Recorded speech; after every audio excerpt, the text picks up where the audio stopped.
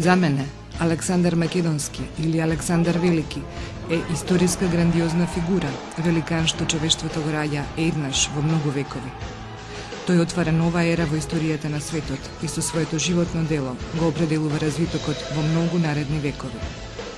Тој е еден од најпочитуваните меѓу големите луѓе на историјата, бидејќи неговото дело беше остварено во многу краток период. Како голем освојувач, ја импресионира човечката имагинација на сите раси, вели Јуџин Борза. Ѓорѓе Пулевски пак во својата македонска песнарка, во песната Македонска самовила, пее: Дал сте чуле македонци стари људи што говорит, од македонци појунаци над нив не било. Цар Александар Македонски 300 лета пред Христа со македонци сву вселену повладал. Наш крал Филип славјанин е, цар Александар славјанин е. Наши баби славјанки го родили.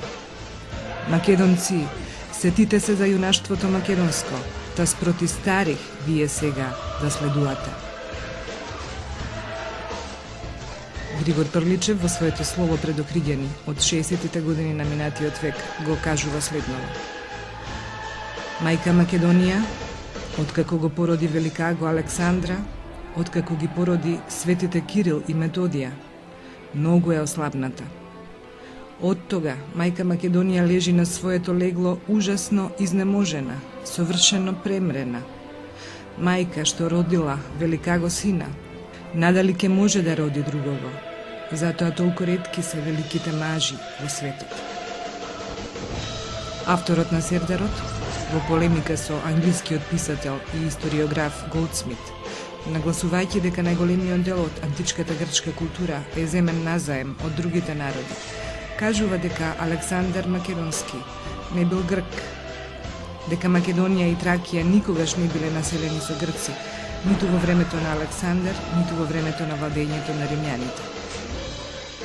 Коста Шахов, во весникот Македонија Русе, ја изнесува следната констатација: Секој македонец, приспомнувајќи си за Александра Македонски, вели: Ние сме го имале цар Александар Велики. Со овие зборови, тој си го наумува блескавиот период и величието на македонската држава. Александар Македонски стои пред лицето на македонецот како национална гордост.